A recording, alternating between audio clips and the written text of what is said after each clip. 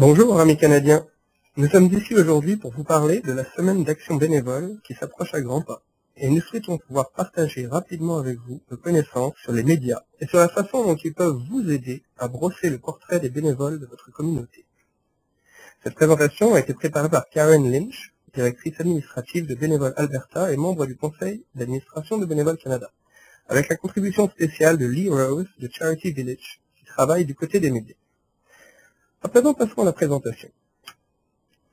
Chacun sait que la reconnaissance des bénévoles s'articule autour du besoin de dire merci.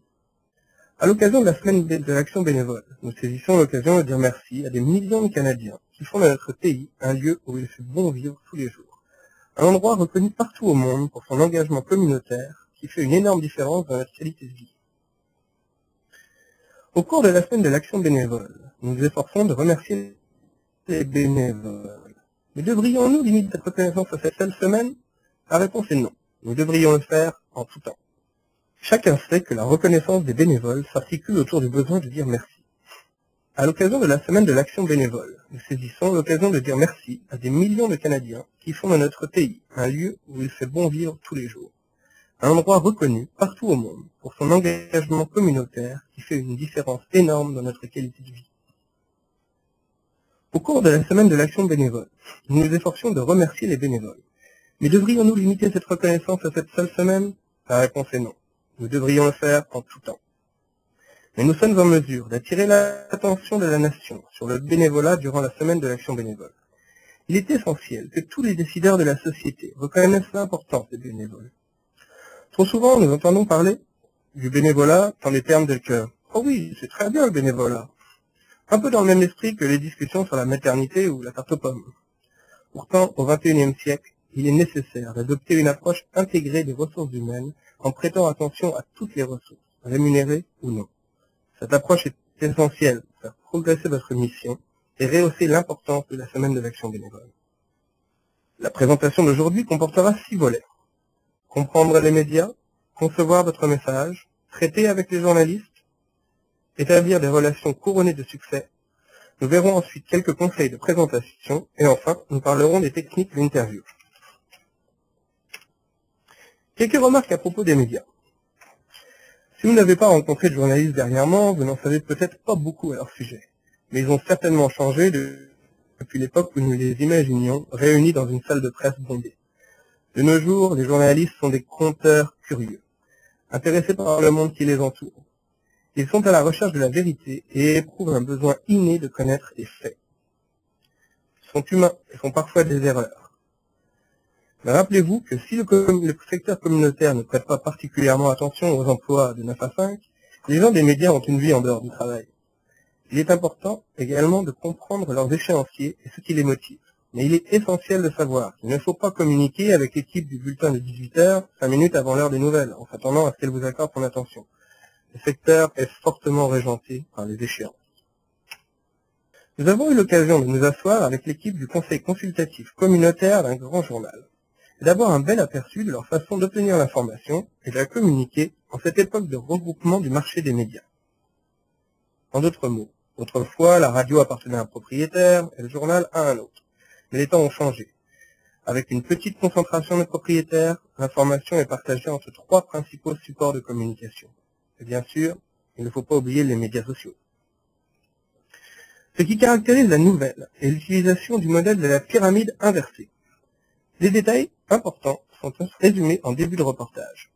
Voilà pourquoi si vous lisez un journal ou un article, ou si vous écoutez les premières lignes du bulletin d'information, vous comprendrez les éléments essentiels qui servent à capter et à retenir l'attention du public. Les renseignements les plus importants sont donnés en premier lieu. Qui, quoi, quand, où, pourquoi et comment. Quand vous donnez des idées de reportage, vous devez faire de même. Partagez les renseignements importants. Donnez l'accroche, ce que vous faites, pourquoi vous le faites. Il est important de traiter des autres renseignements, mais les journalistes sont à la recherche de l'accroche. Le récit doit être, autant que possible, épisodique. Les détails inexpliqués suivront plus tard. Les gens des médias s'attardent à l'arc narratif, c'est-à-dire la durée de survie d'une histoire. Pendant combien de temps une histoire peut-elle faire la manchette du journal? Songez par exemple à une nouvelle judiciaire récente, comme le crime d'honneur survenu dans le sud de l'Ontario. L'arc narratif de cette histoire a duré pendant des semaines. du tout début jusqu'au procès qui s'est conclu récemment. Voilà ce qu'on appelle un arc narratif. Si les éléments dont vous voulez voir les médias traités n'ont pas d'arc narratif, vous n'aurez leur intérêt que pour 24 heures. Et si vous pouvez capter leur intérêt pour une histoire suivie, le résultat sera bien différent. C'est un secteur régenté par les échéances. Vous le savez, dans un journal, il y a souvent 3 échéances. La première au milieu de l'après-midi, la deuxième en fin d'après-midi et la dernière en soirée. En Alberta, par exemple, on raconte qu'il y a eu 4 versions de l'édition du 2 octobre 2011 de l'Edmonton Journal et du Calgary Herald, simplement en raison d'une course à la chefferie. L'élection d'Alison Redford au poste de Premier ministre n'a pas été résolue avant 2 heures du matin, et donc la première version n'annonçait aucun gagnant. La deuxième annonçait les résultats du premier tour de scrutin, et la troisième ceux du deuxième tour de scrutin. Puis est venue la décision de recompter les bulletins de vote. Ainsi, selon votre lieu de résidence en Alberta, les manchettes du journal étaient bien différentes. Les nouvelles locales d'abord. Voilà le mot d'ordre si vous n'habitez pas un grand centre urbain, ou si votre ville compte des journaux locaux ou hebdomadaires qui se concentrent sur les événements locaux. Sur ce point, vous êtes déjà avantagé. Développez vos messages clés. Sachez ce que vous voulez dire. Si vous communiquez tous les détails de votre nouvelle par téléphone ou communiquez presse sans y inclure une accroche, vous risquez de voir tout votre travail n'aboutir à rien. La plupart des journaux ne répondent qu'à environ une demande de couverture médiatique envoyée par télécopieur sur 60. Imaginez les efforts consacrés à attirer les médias qui ne portent pas leurs fruits. Nous allons donc parler des moyens d'augmenter vos chances. Préparez vos messages clés. Assurez-vous d'avoir des objectifs précis et décidez à l'avance de l'impression que vous souhaitez créer. Si vous envoyez une télécopie ou un courriel avec PDF joint, songez à la réaction que vous désirez obtenir des médias. Les gens des médias prendront rapidement une décision sur votre contenu et ils sauront y voir un message clé. Par conséquent, il faut élaborer le message clé à l'avance, le planifier, dresser un plan. Votre message clé indique clairement qui vous êtes et ce que vous représentez. Exercez-vous avec vos collègues.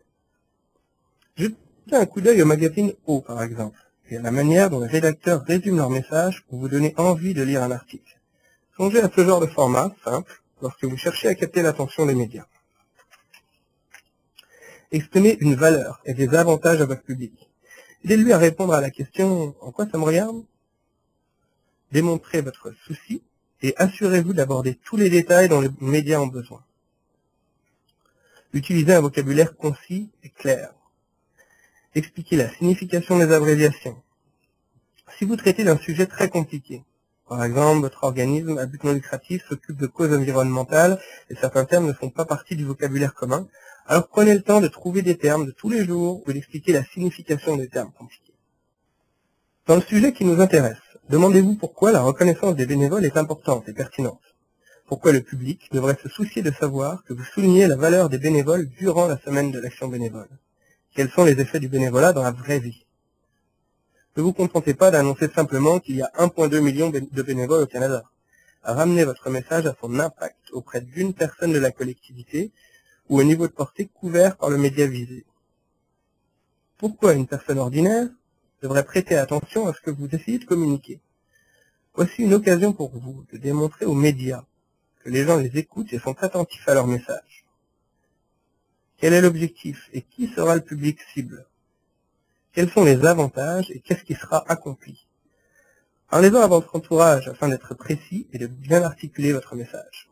Nous avons ici un exemple de ce que vous pourrez lire sur la reconnaissance d'un bénévole à l'échelle provinciale.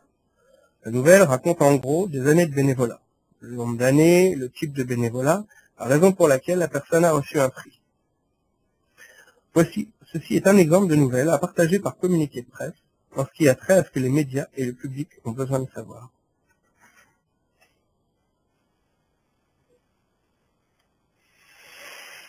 Quelques conseils pour présenter une idée de reportage. Comment présenter une histoire dans les faits? Les chances sont plus limitées aujourd'hui en raison de la concentration des médias. Combien de journalistes sont disponibles? Il est logique d'établir des relations avec les médias avant de devoir vous adresser à eux. De plus, vous devez être prêt à répondre aux questions des journalistes à tout moment. Ainsi, une notion à apprendre est la capacité de répondre de manière succincte en étant attentif à votre message clé. Voyons ça de plus près. Idée de reportage pour la semaine de l'action bénévole. Dans le cadre des préparatifs de la semaine, Dressez une courte liste d'idées de reconnaissance et d'accroche, des idées qui, selon vous, intéresseraient les auditeurs et les lecteurs. Vous devez vendre l'idée à votre agent, les médias. La dimension humaine de votre histoire attirera l'attention, la façon dont une personne, par exemple, a profité d'un programme ou d'un service. Les heures consacrées aux tâches bénévoles n'importent pas dans votre histoire. L'équipe d'ambulance Saint-Jean, par exemple, consacre 2,3 millions d'heures en service bénévole partout au pays. Mais ce qui importe est de savoir ce que l'une de ces 2,3 millions d'heures a permis de faire, en l'occurrence, sauver une vie. Il est essentiel d'être en mesure de raconter l'histoire qui se cache derrière les chiffres impressionnants. C'est plus facile de parler des 2,3 millions d'heures, mais la dimension humaine se trouve ailleurs. Que font les bénévoles durant ces heures et comment changent-ils la vie des gens? Les histoires de type « Où sont-ils maintenant ?» Un autre exemple qui peut fonctionner. Vous pourriez parler par exemple d'une œuvre de charité qui a donné à un enfant la chance de visiter Disneyland, comme la fondation Rêve d'enfant, et faire un suivi un an plus tard pour voir comment se porte l'enfant et quels sont ses souvenirs de ce merveilleux voyage. Ce genre de reportage favorise la multiplication d'occasions pour d'autres enfants. Idée de reportage pour la semaine de l'action bénévole. Dans le cadre des préparatifs de la semaine, dressez une courte liste d'idées de reconnaissance et d'accroche, des idées qui, selon vous, intéresseraient les auditeurs et les lecteurs. Vous devez vendre l'idée à votre agent, c'est-à-dire les médias. La dimension humaine de votre histoire attirera l'attention, la façon dont une personne a profité d'un programme ou d'un service.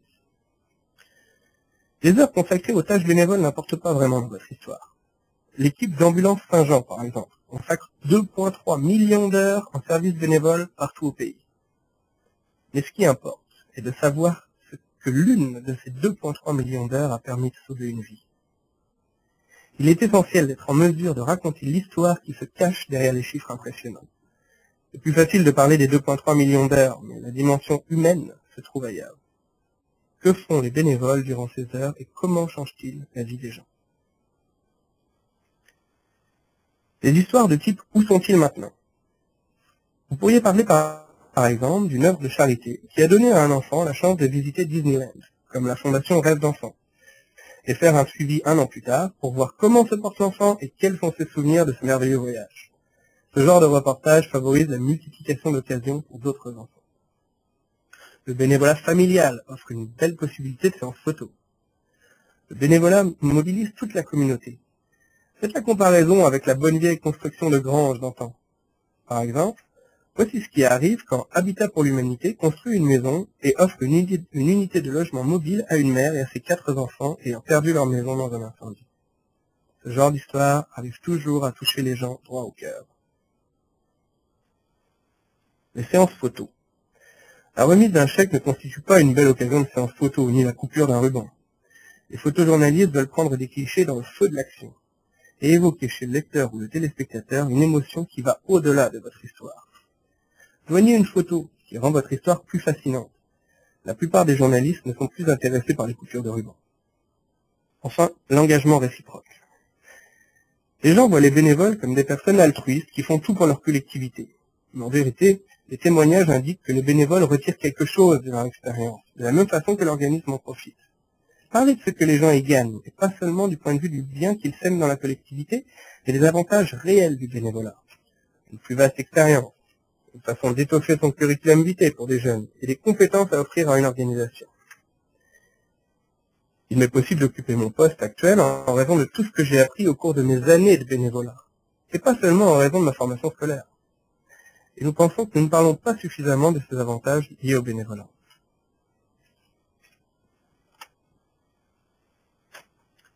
Planifiez votre succès. Exercez-vous, encore et encore et encore. Il y a bien des années, j'ai appris une leçon précieuse quand j'ai voulu donner une idée de reportage aux médias. Mon collègue chevronné m'a demandé pourquoi, et je lui ai répondu. Elle me l'a redemandé, 5 fois, jusqu'à ce que ma réponse finale ne soit plus qu'une synthèse représentant exactement ce qui intéresserait les médias. Exercez-vous seul au besoin. Donnez-vous la première raison pour laquelle votre histoire devrait être abordée dans les médias. Posez la question de nouveau, jusqu'à ce que vous parveniez au stade où vous pouvez présenter votre histoire et expliquer aux gens des médias quels seraient les avantages pour eux d'en parler. Ayez avec vous vos idées de reconnaissance des bénévoles, un document d'information et une liste de points saillants. S'ils ont besoin de ces renseignements, vous devez pouvoir les fournir immédiatement. Assurez-vous de capter leur attention et de la garder, car quelqu'un d'autre attend après vous pour suggérer son idée de reportage. Ayez en main le document d'information et la liste de points saillants. Un élément apprécié par les gens des médias, lorsqu'ils nous appellent par exemple pour mener une interview, est que nous avons en main le nom et les numéros de personnes ressources qui pourront leur fournir plus d'informations sur leur histoire. Normalement, je dis aux journalistes quelque chose comme « Je sais que Valérie Simard sera en mesure de vous en dire davantage. Serez-vous intéressé ?» Ok, je communique avec elle et je vous rappelle dans 5 minutes. Amenez les gens des médias à comprendre qu'ils peuvent vous contacter pour ce genre de renseignements. Alors, quelle est votre accroche, votre hameçon? Bref, qu'est-ce qui rend une histoire intéressante? À l'école secondaire, nous avons appris qu'il faut un protagoniste, un héros, une personne de qui le public se souciera. Le protagoniste n'a pas à être une personne, il peut s'agir d'une cause ou d'un enjeu particulier, mais il doit avoir de l'action. Un communiqué de presse n'est pas exactement fascinant si vous vous contentez d'inviter les gens à rencontrer le personnel et les bénévoles. Et des épreuves. Songez à un bon roman que vous avez déjà lu. Il faut une bonne histoire et une résolution. Des événements doivent survenir afin qu'un changement s'opère. Il doit y avoir une trame que les gens suivront d'un bout à l'autre. Si on tient compte des nouvelles, des publicités dont les gens sont bombardés tous les jours, vous devez ajouter une touche fascinante à votre histoire, pour qu'elle sorte du lot. Une personne tierce peut être un appui à la crédibilité. Voilà une preuve pour les médias que votre histoire a de l'ampleur. J'ai déjà demandé aux journalistes, voulez-vous que je vous accompagne pour visiter Jane? Dans la plupart des cas, ils diront non. Mais c'est toujours bien de l'offrir. Avant de devenir la tierce personne aux yeux des médias, veillez à la mettre au courant de vos messages clés, afin qu'il n'y ait aucune surprise et que les médias puissent poursuivre l'histoire que vous avez créée. Facilitez la tâche aux médias. Prenons par exemple cette histoire. Imaginaire, le centre social de la paroisse lance sa campagne de financement annuel. Signe d'espoir. Vous pourriez annoncer que le CSP a amassé 50 000 $ cette année. Est-ce que c'est ça votre histoire? La véritable histoire est de savoir à quoi serviront les 50 000 $. Votre histoire est: une ancienne revendeuse de drogue attribue sa réhabilitation au programme Premier Pas de CSP. Suit la suite de l'histoire, qui portera sur son succès et sur le milieu de vie sécuritaire de cet enfant en raison des dons faits à CSP. Vous avez là un protagoniste, une action, un point de changement, une résolution et également une occasion de séance photo. À présent, comment présenter l'histoire aux journalistes? La partie suivante a été rédigée par Lee Rose de Charity Village. Comme il a été mentionné plus tôt dans l'échange avec les médias, auparavant les présentations étaient bien différentes selon que vous vous adressiez aux gens de la télévision, de la radio ou des journaux. Aujourd'hui, bon nombre de médias sont la propriété de mêmes entités. Alors plutôt que de traiter de chaque support individuellement, je vous dirai comment suggérer vos idées à l'ensemble des médias, soit les gens de la télévision, de la radio et des journaux. Je mettrai l'accent sur le niveau local et régional plutôt que national. Les gens lisent les nouvelles locales et les habitants locaux réagiront à ce qui se passe près de chez eux. Et ne négligez pas non plus les autres modes de communication, comme les messages d'intérêt public. Il s'agit de brefs messages, peu coûteux, diffusés dans les journaux, à la radio, à la télévision et par les réseaux sociaux. Utilisez également votre site web et les réseaux sociaux, que Facebook, Twitter, LinkedIn et YouTube, pour transmettre votre message à des blogueurs potentiels ou à d'autres types de médias qui pourront donner une nouvelle orientation à votre histoire. J'ai déjà occupé un poste lié aux communications dans le secteur à but non lucratif, où je devais souvent présenter des histoires aux médias. Maintenant, je me trouve de l'autre côté du miroir. Et si, au moment où je travaillais dans le milieu sans but lucratif, j'avais eu l'expérience que j'ai maintenant à titre de rédacteur en chef de Charity Village, j'aurais présenté les idées de manière bien plus captivante. Les relations sont à la base de tout. Un courriel lancé à l'aveuglette au rédacteur en chef ou à une personne ayant le titre de journaliste ne risquera pas de faire mouche auprès des gens bombardés de présentations tous les jours. Alors, comment vous distinguer?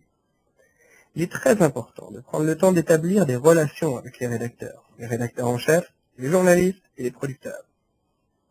Voilà un bon conseil surtout pour les publications en ligne et les stations radio.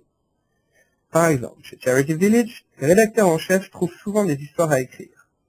Ainsi, Établir une relation avec un rédacteur vous sera utile, et sachez que le rédacteur en chef et le producteur sont normalement ceux qui guident la façon dont l'histoire est racontée dans les médias. En général, les producteurs font beaucoup de travail sur le terrain et effectuent une bonne partie des recherches liées à une histoire. Parfois, une relation directe avec le rédacteur est très bien, mais en vérité, c'est avec les producteurs et les gens en coulisses qu'il faut établir une relation. Il existe des moyens simples d'établir cette relation. C'est une opération subtile et il suffit d'être actif dans les lieux où les gens s'activent. Par exemple, du côté de Charity Village, si vous nous suivez dans les médias sociaux, commentez nos histoires, votre nom deviendra connu. On dit qu'il faut s'y reprendre par 3 fois pour être entendu. Il est important d'avoir ce genre de visibilité à ce stade afin que les gens vous prêtent leur attention. Personnellement, je serais plus susceptible de répondre au courriel d'une personne avec qui j'ai eu des échanges sur Twitter ou une conversation au téléphone. C'est aussi important de découvrir qui parle de votre créneau. Qui, dans les médias, traite de votre genre d'histoire. Vous ne présenterez pas votre histoire aux journalistes des sports, par exemple. Lisez les journaux de votre collectivité et repérez les noms des journalistes dont les histoires représentent la couverture qui vous intéresse et écrivent un certain type de nouvelles. Apprenez à connaître les journalistes de votre région, dressez une liste des gens de radio, des nouvelles, et prenez le temps d'établir ces relations. Encore une fois, il est important de cibler les débouchés appropriés pour vos histoires. Si vous êtes un organisme local, choisissez une cible locale. Si vous êtes un organisme régional, choisissez une cible régionale. Si vous êtes un organisme national, il est peu probable que vous soyez la manchette du bulletin animé par Teachers Mansbridge, par exemple. Ça arrive que très rarement. Mais il est probable que votre histoire trouvera un écho auprès d'un public local. Une couverture nationale est excellente quand il s'agit d'un portrait. Mais si vous êtes présent au niveau local, il est moins probable que les gens les plus touchés par votre travail voient ce contenu. Gardez ça à l'esprit. Journaux communautaires. Tout le monde lit son journal communautaire. Nombreux sont les gens qui rédigent des lettres ouvertes, une autre façon d'engager le dialogue avec les médias. Ainsi, si vous avez une histoire à raconter au sujet des activités de votre organisme, écrivez une lettre ouverte qui fera circuler votre nom dans les médias et la collectivité. Si vous avez traité de votre sujet dans les médias, vous gagnerez en crédibilité. Les gens vous prendront davantage au sérieux et auront tendance à écouter votre présentation car vous êtes déjà actif dans ce média. Il est important d'entretenir des liens avec vos personnes ressources. Il suffit d'un courriel par ici, d'un appel par là ou d'une réaction à un article pour obtenir une communication réciproque dans la mesure du possible. Le prochain point est très clair. Il est nécessaire de nommer un porte-parole charismatique et qui sait bien s'exprimer. Par automatisme, on nomme normalement le directeur général ou un membre du conseil d'administration porte-parole de l'organisme. Même si cette personne est tout indiquée pour diriger l'organisme, elle n'est peut-être pas le meilleur choix pour s'adresser aux médias, surtout si elle risque de montrer des signes de nervosité à la télé ou à la radio. Alors choisissez une personne pouvant parler avec assurance avec les médias et qui est capable de réfléchir rapidement. Si cette personne est votre directeur administratif, super. Mais c'est aussi une bonne idée de faire appel à des gens tels que le personnel responsable de vos programmes, des clients ou des bénévoles pour prendre la parole au nom de votre organisme et raconter leur version des faits. À titre de membre des médias, je cherche toujours à aller au-delà de la position officielle de l'entreprise. Et une personne ressource peut me communiquer avec moi pour découvrir la dimension humaine. Une vraie histoire sur une personne qui apporte des changements sur le terrain trouvera toujours un écho auprès du public. Alors n'envoyez pas un texte ou des citations de votre responsable communication. Et n'ayez pas peur d'avoir du plaisir si vous avez une personnalité excentrique ou unique. Jouez vos cartes et tirez-en profit pour vous faire connaître dans le secteur et les médias. Autre conseil important, assurez-vous que votre contenu est prêt à l'emploi pour les médias. Je pense que nous en avons parlé brièvement plus tôt. Si on tient compte de la rapidité des médias et de la disponibilité instantanée de la nouvelle de nos jours, impossible pour les journalistes d'être partout à la fois. Faites en sorte de simplifier le traitement de votre histoire en joignant des photos, des vidéos, des clips audio à votre présentation succincte et bien écrite. C'est beaucoup plus efficace de donner le plus d'informations possibles dès le début plutôt qu'au compte-gouttes ou d'envoyer un communiqué de presse par télécopieur. Assurez-vous que le site web de votre organisme est à jour. Nous avons déjà envoyé des dossiers à la mauvaise adresse en raison d'une information erronée sur un site web. Alors assurez-vous que les renseignements de base y sont à jour, y compris les coordonnées de votre organisme et les personnes contacts. Combien de fois avez-vous obtenu une couverture médiatique ou lu un article qui semblait erroné ou manquait de précision quant aux activités de votre organisme? Préparez un texte standard ou un plaidoyer sur la mission de votre organisme. Veillez à ce qu'il soit facile à trouver et à lire sur votre site web. Assurez-vous d'être en mesure de trouver rapidement la mission de votre entreprise et d'en parler de façon appropriée. Ayez une copie de votre logo en format téléchargeable dans votre site web, de même que des photos de vos programmes. Ouvrez un profil Flickr par exemple, où ayez des images déjà approuvées pour les médias pour permettre aux gens de les télécharger et de les utiliser tout de suite. Voyons maintenant des exemples de bonnes ou de mauvaises présentations. Imaginons un organisme qui dessert les jeunes à risque d'itinérance et qui lance un partenariat innovateur avec une entreprise privée pour embaucher des jeunes et leur donner un salaire, un apprentissage pratique et des occasions de formation. L'organisme espère trouver un poste pour 25 jeunes au cours des 12 mois à venir. Vous travaillez au sein de cet organisme, vous avez le programme en main et vous présentez l'histoire aux médias. Voici les signes d'une mauvaise présentation. Vous avez envoyé par télécopie une copie de l'énoncé du président de votre conseil d'administration, 65 ans, à un bulletin de nouvelles un vendredi après-midi. Ce n'est pas une très bonne idée. La communication n'est pas pertinente et une télécopie n'est pas le meilleur moyen de faire parler de votre histoire. Comme les envois du télécopieur ne sont pas vérifiés régulièrement, il faut utiliser ce moyen en dernier recours. De plus, votre présentation met l'accent sur l'historique de votre organisme et non sur le nouveau programme. Si vous parlez de l'impact de votre organisme au cours des 25 dernières années, ça n'a rien à voir avec votre histoire actuelle. Les renseignements donnent un bon contexte, mais les jeunes du programme doivent être au cœur de votre histoire. Un autre élément utile pour votre présentation est l'engagement auprès des jeunes dans le plaidoyer de votre organisme. Si votre organisme s'intéresse à l'engagement auprès des jeunes et à d'autres sujets du même genre, assurez-vous que vos documents accessoires et votre présentation reflètent cette partie de votre mission. Il existe d'autre part des signes pour reconnaître une bonne présentation. L'envoi d'un texte précis et clair qui comprend des photos et des citations des jeunes touchés avant le lancement du programme, par exemple. Si vous procédez au lancement du programme en compagnie des entreprises partenaires dans 2 semaines, envoyez une présentation et une invitation maintenant en précisant qu'il y a embargo. Ceci donne le temps aux médias de trouver des renseignements supplémentaires et de traiter votre histoire de manière approfondie et réfléchie. Souvent, les organismes retiennent l'information parce qu'ils ne veulent pas que le chat sorte du sac avant la date prévue du lancement dans les médias. Les médias doivent souvent se soumettre à un embargo. Par exemple, avant la parution du budget fédéral, les médias doivent respecter un embargo de 8 heures avant que l'information ne devienne publique.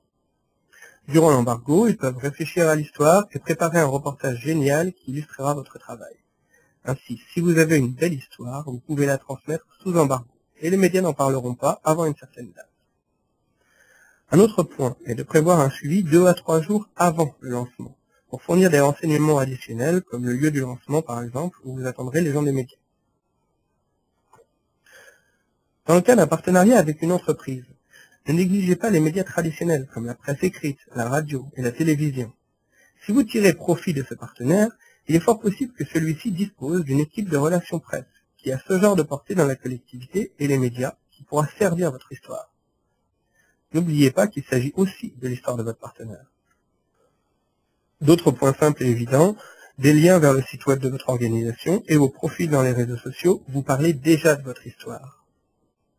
Créez un certain engouement, un buzz autour de l'annonce que vous êtes en train de faire afin que les gens l'attendent dans Facebook, Twitter et sur votre site web. Les gens anticiperont votre histoire et vous donnerez un élan à son arc narratif, comme on disait tout à l'heure. Vous devriez réellement mettre l'accent sur les effets de votre programme sur un participant ou 2 plutôt que sur un groupe de 25 jeunes. En braquant votre zoom sur une personne ou 2 pour qui le programme a fait une grande différence ou qui ont très hâte d'y participer et de voir leur vie changer, votre histoire deviendra bien plus facilement. Après la tenue de l'événement, pour poursuivre le fameux arc narratif, faites un suivi 3, 6 ou 9 mois plus tard.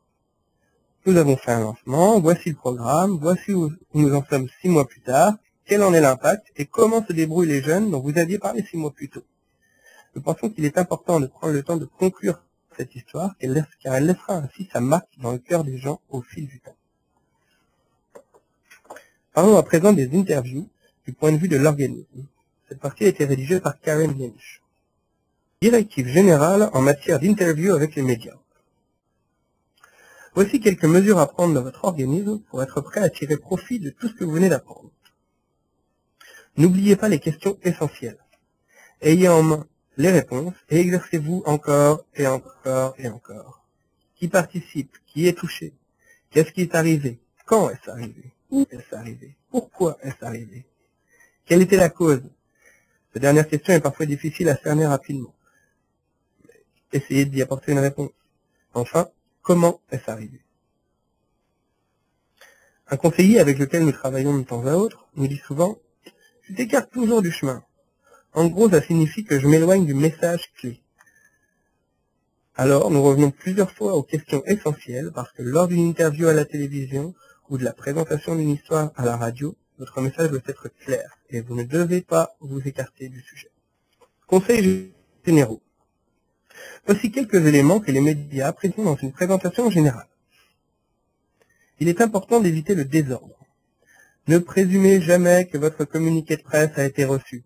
Effectuez toujours un suivi au téléphone. Avant de vous présenter, indiquez toujours que vous appelez au sujet du communiqué de presse et demandez si vous appelez au moment opportun. Si vous appelez à l'heure de tombée ou de diffusion, votre moment est évidemment mal choisi. Augmentez vos chances de parler aux médias en respectant les échéances et les nouvelles du jour. De toute évidence, il n'aurait pas été approprié de présenter une activité communautaire lors des événements du 11 septembre. Soyez attentifs aux actualités. Quand je travaillais au sein d'une grande organisation, il y a environ 8 ans, nous avons effectué le lancement innovateur d'une campagne printanière au moyen d'une technologie incroyable.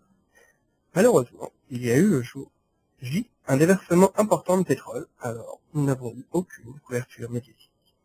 Soyez bref. Demandez à votre contact s'il a besoin de plus d'informations et d'une séance photo. Nous avons parlé plus tôt de l'importance d'avoir des photos disponibles. Dans les plus grands centres, les médias voudront envoyer un photographe, mais vous devriez leur proposer des photos et leur laisser le choix. De toute évidence, les photos des médias seront de meilleure qualité que les autres. Assurez-vous de ne pas établir une relation seulement quand vous avez besoin de quelque chose. Le réseautage n'est pas apprécié à sa juste valeur dans le secteur à but non lucratif. Nous pensons souvent que le réseautage appartient au secteur privé. Les réseaux ont une importance énorme, surtout quand vous souhaitez établir un lien avec les médias. Alors faites l'effort de vous présenter et de vous assurer que vos contacts savent que vous êtes disponible pour eux. L'uniformité est essentielle. Comme nous l'avons mentionné plus tôt, assurez-vous d'avoir à votre disposition un logo téléchargeable, que vos messages clés sont uniformes et que vos renseignements sont à jour. Honnêtement, nous ne pensons pas que vous aurez une deuxième chance avec les médias si votre premier contact n'est pas bon. Alors soyez préparés. Préparation à une interview avec les médias. S'agit-il d'une interview que vous avez planifiée ou en réponse à un appel des médias? Vous pouvez vous préparer, même si on vous appelle. Demandez à la personne qui vous appelle quel est le sujet de l'interview, quelle est son échéance, et si vous pouvez la rappeler dans quelques minutes. Vous n'avez pas besoin de plus de temps pour réunir vos pensées et préparer vos messages clés. Il est important de préparer toute cette information. Veillez à inscrire vos messages clés en ordre décroissant et à noter les points à l'appui. Exercez-vous, seul ou avec vos collègues ou des bénévoles. Et comme je l'ai dit, ne parlez jamais aux médias sans préparation.